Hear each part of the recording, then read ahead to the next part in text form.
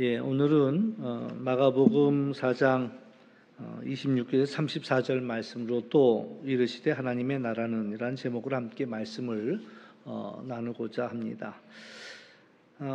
예수님이 우리에게 주고 싶었던 그런 말씀 중에 가장 중요한 주제 하나는 하나님 나라입니다. 우리가 하나님의 나라를 알기를 원하고 또 이 땅을 살면서도 하나님의 나라를 누리기를 하나님께서 원하신다라는 사실 우리는 기억할 필요가 있습니다. 그래서 우리에게 말씀해 주시는데 우리가 사실 하나님의 나라를 경험하지 못하기에 이해하기는 어렵습니다. 마치 이제 시각장애인이 코끼리를 한눈에 알아볼 수가 없잖아요. 그러니까 이제 더듬더듬해서 부분적으로 알아가는 것처럼 우리가 가진 그러한 오감으로는 하나님의 나라를 다 파악할 수가 없기 때문에 비유로 알아듣기 쉽게 말씀해 주십니다. 그래서 이제 듣고자 하는 이는 이제 알아들을 수 있는데 또 듣고자 하는 마음이 없으면 아무리 그 귀에다가 크게 외쳐준다 할지라도 깨닫지 못하는 것이 하나님의 나라라고 이야기할 수가 있습니다. 문득 드는 생각 중에 하나는 과연 이 땅에 하나님의 나라가 이루어지겠는가, 또 이루어진다면 언제 이루어질 것인가, 이런 생각들이 들어요. 오늘 본문에서도 적어도 두 가지 고민을 읽을 수가 있습니다. 하나는 씨를 뿌리면 언제나 자라겠는가, 또 이 작은 씨를 심으면 얼마나 자라겠는가. 우리 스스로를 놓고 볼 때도 우린 보잘것없고 또 하찮다 못해 하찮기 짝이 없는 우리들을 통해서 하나님 나라를 이루실 수가 있겠는가라는 이야기지요. 우리 교회를 통해서 또 우리 작은 속회 공동체를 통해서 예수님의 이름으로 모이는 그런 두세 명의 작은 속회가 어떻게 하나님의 나라를 이룰 수 있으며 또 하나님 나라를 위해서 우리가 무엇을 제대로 할 수 있을까, 이런 생각이 들고요. 어느 세월에 우리가 하나님의 나라를 만들 수 있을까, 이런 염려가 듭니다. 우리나라가 경험했던 과거에 한때 교회의 부흥, 그런 것들을 우리가 다시 회복할 수 있을까? 유럽의 교회들의 소식을 듣다 보면 교회가 이렇게 몰락하는 것은 아닌가? 또 미국 교회도 적지 않은 교회들이, 물론 급성장하는 교회들도 많이 있지만 적지 않은 교회들이 비어간다는데 그 소리를 들으면서 과연 하나님의 나라를 세울 수가 있겠는가? 한동안은 중국이 정말 이렇게 막 빨아들이듯이 진공천속이야 빨아들이는 것처럼 온 세계 각국의 그러한 기독교의 그러한 복음들을, 선교들을 막 빨아들였습니다. 얼마나 열정이었는지 몰라요. 예배 드리는 모습들을 보면은 어마어마한 강당에 그냥 사람들이 꽉 차가지고 난방도 하나 없습니다. 그냥 찬송할 때마다 입김이 올라오는 게 다 보일 정도로 그 추운 공간에서도 예배 열정들이 있었어요. 1시간 예배가 아닙니다. 예배가 1시간 이상 2시간 가까이 드린 예배가 하루 종일 예배가 끝났는데 또 그 다음 예배를 기다리고 있고 그 다음 예배를 기다리고 있고 이제 그런 광경들을 이제 저도 중국에 갔을 때 봤습니다. 이제 그랬던 중국이 이제 시진핑이 들어서고 나서부터는 이제 모든 선교사가 하루 아침에 쫓겨났어요. 하루 아침에 다 쫓겨났습니다. 땀 흘리며 눈물로 가까운 그런 선교 지역에서 그냥 하루 아침에 다 도망 나오지 않고는 견딜 수 없는 그런 핍박과 어려움들이 있었다라는 거예요. 최근에 이제 러시아로 그 선교지를 방문하려고 했던 이들이 이제 러시아를 가려고 알아보는데 이제 전쟁 중이니까 직접 가는 비행기편이 없고 중국 접경을 통해서 이제 러시아로 건너갈 수가 있는데 중국 접경으로 들어가려고 하니 중국에서는 목사의 신분을 가지고 있는 이들에게는 아예 비자를 주지를 않아요. 비자를 주잖아요. 그래서 목사의 신분을 감추고 비자를 신청했다가 이제 이것이 이제 발각이 되면 또 어마어마한 그런 벌금을 매긴다고 하더라고요. 그러니까 이제 아예 이제 기독교는 중국으로 들어올 생각하지 마라, 이제 이렇게 되는. 세상은 점점 악해져 가고 있습니다. 요새 나오는 뉴스를 이렇게 보면은 정말 이게 사실인가 싶을 정도로 영화에서나 볼 수 있었던 장면들이. 근데 사실 뭐 영화도 없는 얘기를 하겠습니까? 우리가 다 알지 못하는 그런 이야기들이 또 드라마로 영화로 나오곤 했던 것들이라 생각은 들지만, 그러니까 우리는 영화를 통해서만 접할 수 있었던 그런 장면들이 이제 심심치 않게 매일 어제도 놀랐는데 오늘도 더 놀라운 사건들이 계속 올라오고 있다라는 이야기지요. 그러면서 과연 하나님의 나라가 임할까 이런 생각이 드는 거예요. 근데 오늘 본문에서 하나님의 나라를 우리에게 이야기해 주는데 두 가지로 이야기합니다. 하나는 하나님의 나라는 사람이 씨를 뿌리는 것과 같다라고 표현합니다. 이제 참 또 다 이해하기가 쉽지는 않습니다. 그러나 이제 여기서 이야기하고자 하는 것들을 우리가 잘 찾아야 된다라는 생각이 드는데, 하나님의 나라는 사람이 땅에 씨를 뿌린 것 같다라고 이야기하면서 이제 그 이야기는 몇 가지로 나누어 생각할 수 있습니다. 사람이 씨를 땅에 뿌리면 뿌린 사람과 상관없이 씨가 스스로 자란다라는 그런 이야기입니다. 그러니까 씨를 뿌린 사람이 선한 사람이든 악한 사람이든 잘난 사람이든 못난 사람이든 많이 배운 사람이든 못 배운 사람이든 씨를 뿌린 사람과 상관없이 씨가 스스로 자란다라는 이야기를 하는 거예요. 그러니까 씨 안에는 생명력이 있다. 물론 이것은 이제 말씀을 의미한다라고 우리는 해석합니다. 말씀인데 아무튼 이 씨만 놓고 이야기하더라도 씨 안에는 생명력이 있는 거예요. 누가 고분을 발굴하다가 그 안에서 씨가 나왔다고 해요. 그러니까 그 씨를 가져다가 심었더니 몇천 년이 지났는데도 불구하고 거기서 싹이 나더라. 이러니. 그러니까 이 씨 안에는 엄청난 그런 생명력이 있다. 사실 우리는 죽음도 두렵지만 저는 그런 생각을 해요.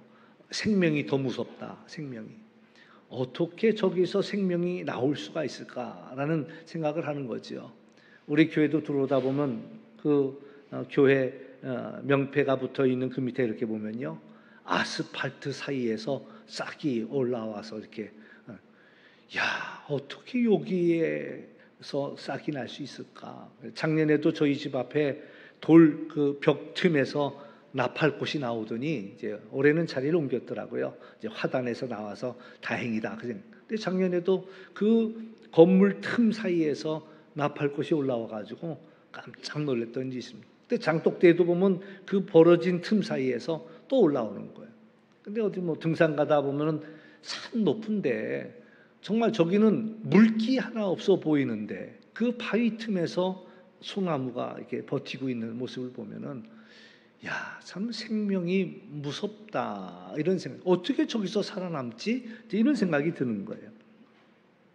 근데 그 안에는 생명이 있다는 거예요. 그래서 일정한 조건이 주어지면 자라고 성장한다라는 거죠. 그런데 이제 여기서 우리가 재미난 사실은 어느 누구도 그 싹이 언제 돋아나서 어떻게 자라는지를 그걸 모른다라는 이야기죠. 중국 극동 지방에 가면은 거기서만 자라는 대나무가 있다고 그래요. 희귀종인데 그 대나무의 이름은 모소 대나무라고 합니다. 씨앗에서 싹이 트고 이제 수년 동안 그 가꾸는 이들이 애를 써도 정성을 들여도 4년 동안 자라는 길이는 고작 3cm랍니다. 그러니까 4년 동안 키웠는데 자라는 게 3cm가 자란대요. 근데 이제 그 3cm가 자라는데 5년째가 되면 매일 30cm씩 자란다는 거예요. 30cm씩. 그리고 6주 만에 15m의 높이로 성장한다고 그래요. 참 놀랍다 이런 생각을 하죠. 밤낮 자고 깨는 중에 자란다라고 말씀하고 있습니다. 그러니까 갓난 아기들 보면 그래. 아기들이 태어났을 때 보면은 처음에는 계속 잠만 자요. 잠만 자. 얘는 잠자려고 태어났나? 이렇게 매번 잠만 자고 있는 거예요. 근데 그 잠자는 중에 이 아이는 쑥쑥 크더라라는 이야기지요. 여러분, 우리가 잠에 대해서 다시 한번 뒤에 공부할 필요가 있습니다.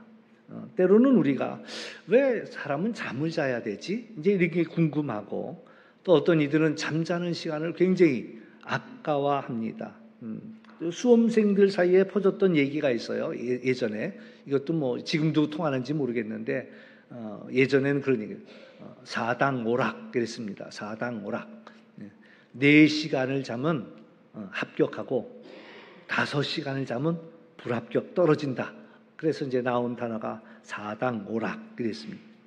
근데 이제 최근 잠에 대한 연구가 많아졌습니다. 그래서 중요한 이제 연구 결과, 지금까지 나와 있는 연구 결과는 잠을 충분히 자라라는 이야기를 합니다.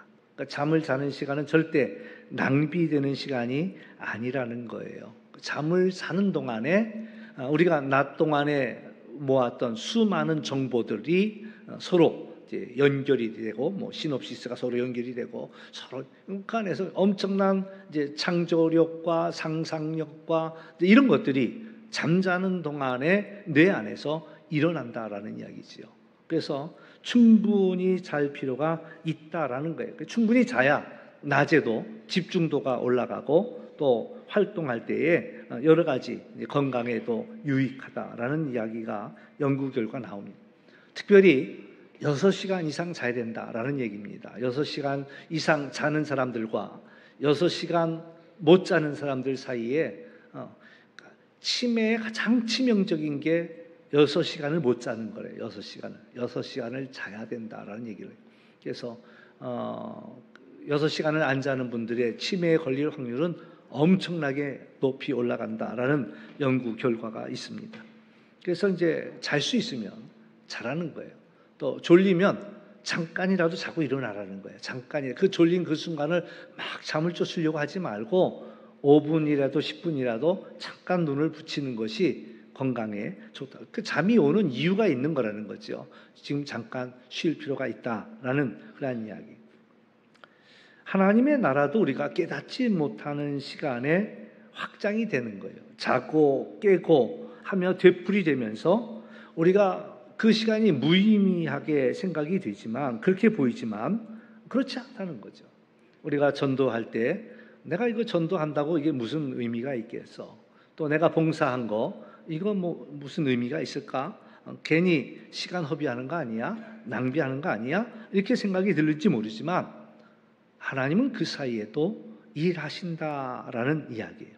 물론 우리가 씨를 뿌립니다. 물을 줍니다. 근데 거기까지 우리가 하는 일은 거기까지 우리가 심고 물을 주는 것만이 우리가 할 수 있는 일이에요. 그러나 이제 자라고 열매 맺게 하는 일은 하나님이 하시는 일이라는 거죠. 우리가 물을 주고 심고 물을 준다고 해서 모든 농사가 잘 되냐? 그렇지 않습니다. 그렇지 않아요. 나는 열심히 심었고 열심히 물을 주었지만 그 농사가 우리가 뜻하는 대로 되지 않는 경우도 다반수예요. 다반수. 참 신기하죠? 뭐 과일나무도 한 해는 잘 되고 한 해는 안 된대요. 나무도 그런 주기를 안 와봐. 그러니까 그 전해가 잘 됐으면 그 다음에는 쉬어간다고 그러더라고요. 근데 뭐 모든 것들이 다 그래요. 잘 되는 게 있는가 하면 열심히 했는데도 그렇지 않은 경우들이 있다. 그래서 우리가 할 수 있는 것은 심고 물을 주는 일들이고 자라고 열매 맺게 하시는 분은 하나님이시다라는 거예요. 물론 심고 물을 주는 일도 작은 일은 아닙니다. 그러나 그 일로 끝이라는 거예요. 그리고 모든 일은 하나님의 장중에서 이루어진다라는 거예요. 염려한다고 해결될 문제도 아니고 걱정, 근심한다고 해결될 문제도 아니고 내가 열심을 낸다고 해서 되는 문제도 아니라는 거예요. 하나님의 때가 되어야 하나님이 그 일을 하신다라는 그런 이야기. 또 하나님 나라를 비유하는데 겨자씨 한 알과 같다라고 이야기하십니다. 하나님 나라는 겨자씨 한 알과 같다. 땅에 심길 때는 땅 위에 있는 모든 씨보다 작은 것이지만 심긴 후에는 그것이 잘 모든 풀보다 커져서 공중의 새들이 깃들일 만큼 크게 성장한다라는 거죠. 그러니까 겨자씨를 보면 참으로 작습니다. 제가 본 겨자씨는 좁쌀을 갖다가 한 4쪽을 내놓은 것 같은, 그게 굉장히 작아요. 물론 더 작은 씨도 있을 겁니다. 그러나 이제 가장 작은 씨, 일반적으로 이 예수님이 말씀하실 때에 주변에서 가장 볼 수 있는 가장 작은 것은 바로 이제 겨자씨였으니까 겨자씨로 말씀하셨겠지요. 그러면서 정말 가장 작다는 의미로 겨자씨로 비유하고 있는데, 어떻게 그 작은 씨앗이 공중의 새들이 깃들일 만큼 자라날 수 있을까? 우리의 상상으로는, 우리의 이해로는 쉽지 않죠. 그 결론은 하나님이 하시는 일이라는 거예요. 오늘 메시지의 핵심은 그렇습니다. 그걸 이해하라는 것이 아닙니다. 하나님의 나라의 시작은 정말 작은 데서부터, 별것 아닌 데서부터, 정말 사소한 것에서부터 하나님의 나라가 시작된다라는 이야기를 우리에게 들려주고 있습니다. 그러니까 오늘 이 별 대단한 것 아닌 것처럼 보이는 이 작은 몸짓이, 이를 통해서 하나님은 하나님의 나라를 시작하고 커지게 하기 때문에 중요한 것은 우리가 믿음으로 순종하는 일이다, 이렇게 이야기할 수가 있습니다. 우리는 언제 어떻게 하나님의 나라가 이루어지는지 모릅니다. 그러나 우리가 해야 할 일은 믿음으로 순종하여서 하나님 앞에 응답하여서 작은 씨라도 정말 이거 갖고 뭐가 될까? 이 작은 씨라도 우리는 심어야 한다라는 이야기, 뿌려야 한다라는 그런 이야기죠. 믿음을 갖고 씨를 뿌리는 것이 우리가 해야 할 일이라는 거예요. 우리 눈에는 하나님의 나라가 매우 멀리 요원해 보일 수 있습니다. 그러나 그 시간은 하나님이 정하신다라는 사실 우리가 기억하면서 우리는 믿음을 갖고 씨를 뿌려야죠. 마가복음 4장은 우리가 흔히 잘 알고 있는 내 밭의 비유로 이야기가 시작이 됩니다. 길에도 씨가 떨어지고 돌짝밭에도 씨가 떨어지고 또 가시덩굴밭에도 씨가 떨어지고 좋은 땅에도 씨가 떨어집니다. 그러니까 왜 씨를 갖다가 길가에 왜 뿌려? 라고 하지만 당시의 농사법은 그랬어요. 농사법도 계속 발전되어 왔지 처음부터 이렇게 하나씩 갖다 심지 않았습니다. 또 요새는 아예 모를 내갖고 모를 심잖아요. 근데 옛날에는 그렇게 하지 않았어요. 바람 부는 날에 그 바람을 향하여 씨를 날리면 이 씨가 두루두루 이제 바람에 날려서 여기저기 뿌려지는 거였거든요. 그러니까는 의도하지 않게 길에도 떨어지고 또 흙이 얇은 돌짝밭에도 떨어지고 그리고 가시덩굴밭에도 떨어지고 좋은 땅에도 떨어진다라는 거예요. 그러나 엄밀히 말하면 우리는 사실 그게 어느 밭이 좋은 밭인지를 또 사실 알지 못해요. 길가같이 형편없게 생각할 수도 있지만 어느 씨앗이 그 길 틈에 들어가서 또 싹을 나고 자랄 수도 있다라는 거지요. 그래서 옥토같이 보이지만 옥토가 아닌 것도 있고 정말 형편없는 그런 것처럼 보이지만 그 안에서도 열매가 맺혀지더라라는 이야기죠. 제가 이제 오래전에 신방 갔을 때 일입니다. 남편이 믿지는 않는데 마침 병원에 입원했으니 목사님 오셔서 우리 신랑 좀 꼭 만나시고 좀 복음 좀 전해달라고. 그래서 또 오라고 하니까 저는 가야지요. 저는 오라고 하면 다 갑니다. 거절할 힘이 없어. 오라고 그러면 다 가. 그래서 이제 갔지요. 그랬더니 이제 우리 남편한테 얘기 좀 해달래요. 그래서 또 가서 열심히 이제 전했지요. 근데 웬만한 분들은 그래도 끝까지 들어주시는데 이분은 좀 세더라고요. 가시래. 목사님 그만 얘기하고 가시래. 쫓겨나는 순간에 이거 참 체면도 안 달고 말이에요. 이게 뭐야 이제 가려는데 어떻게 얘기하냐 말이죠. 그래서 쫓겨나서 이제 나오려고 하는데 저쪽 구석에 앉았더니가 목사님 날 부르는 거예요. 모르는 사람인데 목사님 하던 얘기 나한테 다 해주고 가라는 거야. 그분이 목사님 그 하던 얘기 좀 나한테 다 해주고 가시래. 그래 거기 가가지고 그분 쳐다보고 얘기하면서 말은 이쪽으로 끝까지 얘기를 하고 나왔던 그런 일들이 있습니다.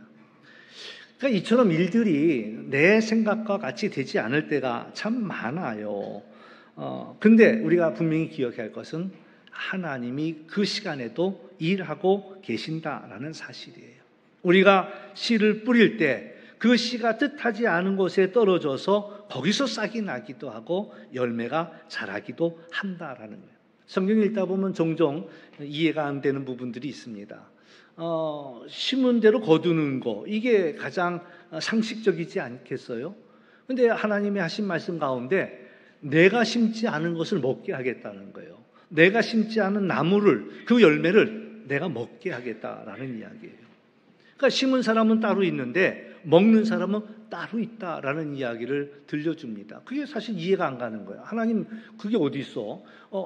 내가 심었으면 내가 먹어야지. 내가 심지 않았는데 왜 다른 사람이 먹어? 왜 다른 사람한테 그걸 줘? 그거 좀 너무한 거 아니에요? 이런 생각이 이제 들 때가 있다는 거죠. 근데 그 이야기를 또 뒤집어 놓고 생각한다면 내가 심었다고 내가 먹는 거, 내가 심었다고 내가 열매 맺은 건 아니라는 거예요. 내가 심었지만 자라고 열매 맺게 하는 일은 어디까지나 하나님이 하시는 일이고 그 열매도 하나님이 뜻하는 이들에게 주신다라는 이야기지요. 우리가 할 수 있는 일은 심는 일과 또 물 주는 일만이 우리가 할 수 있는 그런 전부, 거기까지가 우리가 할 수 있는 일이에요. 결국 여기서 우리가 깨달아야 할 것은 열매 맺고 자라고 거두게 하시는 분은 하나님이시다.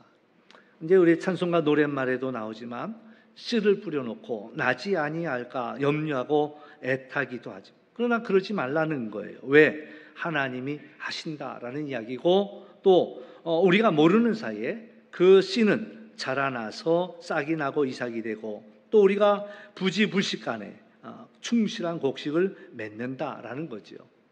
이제 신기한 일은 공중의 새들이 깃들일 만큼 커져도 우리는 못 알아차릴 때가 있습니다. 언제 이렇게 커졌대? 우리는 늘 그 곁을 지나다니면서도 그것이 갑자기 크는 그런 모습들을 얼른 우리는 알아차리지 못하지요. 그리고 어떻게 그 작은 것이 이렇게 커질 수가 있지? 우리는 알 수 없지만 하나님이 하시는 일이다라는 거예요. 그래서 사도 바울은 우리에게 주는 말씀이 있습니다. 선을 행하다가 낙심하지 말라는 거예요. 왜? 때가 이르면 거두리라라는 말씀을 우리에게 주고 있습니다. 내가 하는 이 선한 일들이 아무 열매가 없는 것처럼 보이는 거예요. 내가 하는 이 모든 수고가 도대체 내가 뭘 얻겠다고 이러고 있지? 우리가 이해가 안 될 때가 많지요. 그러나 하나님의 말씀은, 또 사도 바울이 우리에게 주는 말씀은 낙심하지 마라. 다 때가 있으면 하나님께서 이것을 거두신다. 그러니까 의심하지 말고 염려하지 말고 순종하라라는 이야기를 우리에게 들려주고 있습니다. 우리 땅에도 이 나라에도 복음의 씨앗이 떨어졌지요. 우리가 다 알아차리기도 전에 꽃이 피우고 열매가 맺혀졌습니다. 그래서 우리나라에 복음이 들어오고 그리고 이제 100여 년의 역사 속에서 우리는 선교를 받던 나라에서 선교하는 나라가 되었다라는 거예요. 기독교 역사 속에 우리나라가 가지고 있는 역사는 지극히 작지요. 그런데 하나님은 엄청난 일을 이 나라 이 민족 가운데 행하셨지요. 그래서 선교를 받던 나라가 선교하는 나라가 되었고, 또 우리나라도 역사를 살펴보면 어떻게 보면 참 슬픈 역사지요. 우리나라가 그 전쟁을 통해서 한국 전쟁을 통해 그 일제 시대를 통해서 흩어졌죠. 만주로 흩어졌습니다. 중국 땅으로 흩어진 사람들은 이제 조선족이 되었고, 저 러시아 땅으로 흩어진 사람들은 고려인이 되었고, 러시아가 이 고려인들을 핍박하기 위하여서 저 중앙아시아 정말 죽으라고 갖다 버린 시베리아 벌판 여기저기에 다 갖다 버렸는데 거기에서 이 민족이 다 살아나가지고 여전히 우리 한국말을 쓰면서 고려인으로 지금까지 살아있고 온 세계 우리나라처럼, 그러니까 우리 흩어진 이스라엘 백성들을 가리켜서 디아스포라라고 이야기합니다. 흩어진 사람들이에요. 유대인들이. 근데 그 유대인 못지않게 온 세계에 흩어져 있는 이들이 우리 한민족이라는 이야기지요. 하나님께서 이제 앞으로 일하시려고 할 때 온 세계에 없는 나라가 없어요. 그 흩어져 있는 이 사람들을 통해서 하나님이 하실 놀라운 일들을 우리는 한번 꿈꿔볼 필요도 있다라는 이야기예요. 왜? 전 세계에 흩어져 있는 이 사람들이 다 뭔가를 하고 있거든요. 특별히 이제 그들의 신분은 다 하나님의 사람들입니다. 선교사들이 온 세계, 오직 그 각처에 다 들어가서 그 일들을 해내고 있죠. 비율로 따진다면 물론 가장 많은 숫자의 선교사는 미국 선교사가 가장 많습니다. 근데 미국은 우리나라로 비교한다면 50개 주가 모여 있으니까 50개 나라가 하고 있는 일. 그러면 비율로 따진다면 우리 한국이 단연 어느 누구도 쫓아올 수 없는 1위의 선교국이 우리 한국이라는 이야기지요. 미국보다 엄청난 일을 많이 해요. 그래서 여러 나라가 연합해서 일을 하려고 하다 보면은 다 한국에다가 짐을 지우지요. 이건 한국에서 부담했으면 좋겠습니다. 한국에서 주관했으면 좋겠습니다. 그만큼 하나님께서 우리 한국 교회, 한국 기독교에 엄청난 그런 은혜와 복을 허락해 주셨다라는 이야기고요. 이 모든 수고는 헛되지 않다라는 거예요. 잠언 11장 1절 말씀을 읽다 보면 재미난 이야기가 나옵니다. 너의 떡을 물 위에다 던지라는 거예요. 떡을 물 위에 던지래요. 더 재미난 것은 여러 날 후에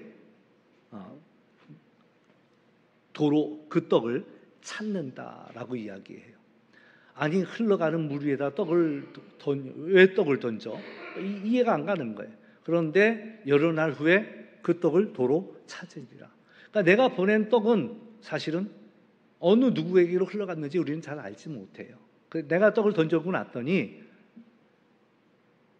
누가 위에서 던진 그 떡이 또 내게로 오고 있다라는 얘기예요. 중국 고사에도 그런 사건이 있긴 있더라고요. 누가 떡을 강물에 떠내려 보냈는데 위에서 누가 또 먹을 양식을 떠내려 보내갖고 얻은 이야기인데 그 얘기를 먼저 들어갖고 그냥 흘려 들었는데 나중에 성경을 읽다 보니까 이 말씀이 나오잖아요. 그래서 그 얘기를 내가 잘 적어놨으면 정말 이야기를 잘할 수 있을 텐데 이제 그런 아쉬움이 좀 있는데 이제 그런 일들이 내가 여기다가 손을 베풀고 내가 여기다가 은혜를 베풀었는데 전혀 알지 못하는 다른 이들을 통해서 내가 또 그 은혜를 받고 그 사랑을 받고 도움을 받는.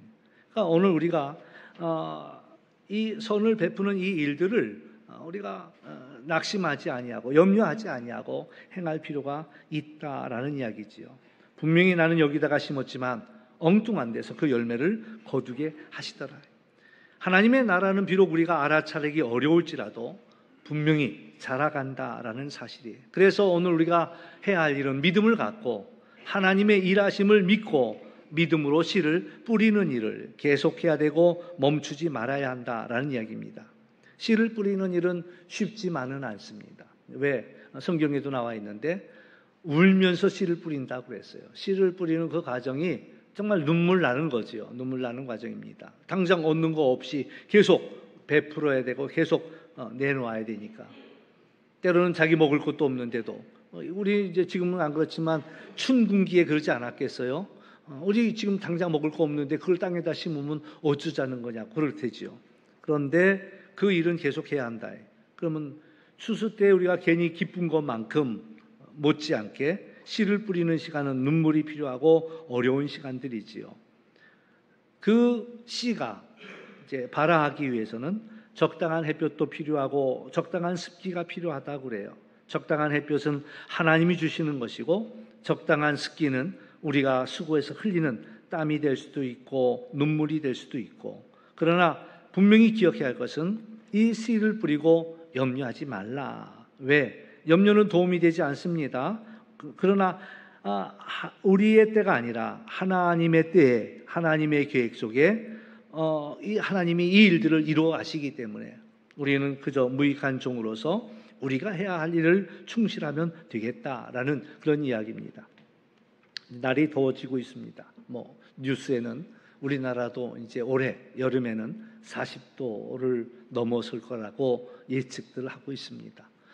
여름 행사가 다가옵니다. 이제 교회 학교는 여름 행사가 이제 한 달 뒤면 시작이 되는데 우리 주보에도 이제 나와 있고 또 우리 유튜브에서는 또 기도 제목들을 이렇게 나눠주더라고요. 6개의 책갈피로 만들어갖고 한 달 동안 기도로 도와달라고 책갈피를 나눠주고 있습니다. 그래서 우리가 이제 이 교회 학교를 위해서 한번 기도할 필요가 있지요. 우리 아이들에게 마땅히 행할 길을 가르치면 늙어서도 그것을 떠나지 아니하리라. 성경 말씀에 나와 있는 것처럼 하나님이 이루실 그러한 나라, 그 나라를 우리가 꿈꾸면서 오늘도 우리는 작은 씨를 뿌릴 필요가 있다라는 이야기지요. 하나님이 하시는 그 일들은 우리는 사실은 다 모릅니다. 제가 아까 하나 놓친 얘기가 하나 있는데, 바울과 실라가 아시아에 복음을 전하기를 원했지요. 그랬는데 하나님은 자꾸 막으시는 거예요. 여러 가지 모양으로 막는 거죠. 길이 막히거나 또 가는 그 예약했던 것들이 막히거나. 그러니까 왜 하나님이 이걸 막으시지? 하나님의 일을 하려고 하는데 왜 하나님이 막으시지? 근데 한쪽 길이 열린 거예요. 마게도냐로 가는. 그래서 꿈속에서 마게도냐 사람이 오라고 자꾸 손짓하거든요. 그러니까는 그 손짓을 보고 그러면 하나님의 뜻이 마게도냐로 가는 건가 보다. 그리고 이제 빌립보에 도착했는데 귀신 들린 여자아이를 하나 만나죠. 이 귀신 들린 여자아이가 하나님의 사람이라고 막 떠들어대는데, 그 떠들어대는 그것이 뭐 틀린 얘기는 아니지만 뭐 그렇게 도움이 되지 않았던 거예요.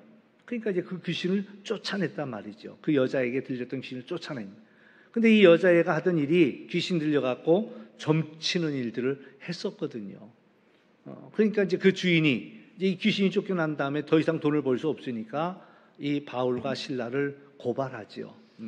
우리가 듣지도 받지도 못하고 듣지도 못할 이상한 복음을 전한다고. 그래서 이제 바울과 실라가 잡혀서 옥에 맞춰 이제 그 매를 맞고 옥에 갇히게 되잖아요. 이제 근데 바울과 실라가 대단한 것은 그럼에도 불구하고 그렇게 맞았는데, 옥에 갇혔는데도 그 옥 속에서 찬송하고 기도하고 있었단 말이죠. 그러니까는 이제 저가 사도 바울이라면 그쯤 되면 저는 낙심할 것 같아요. 왜?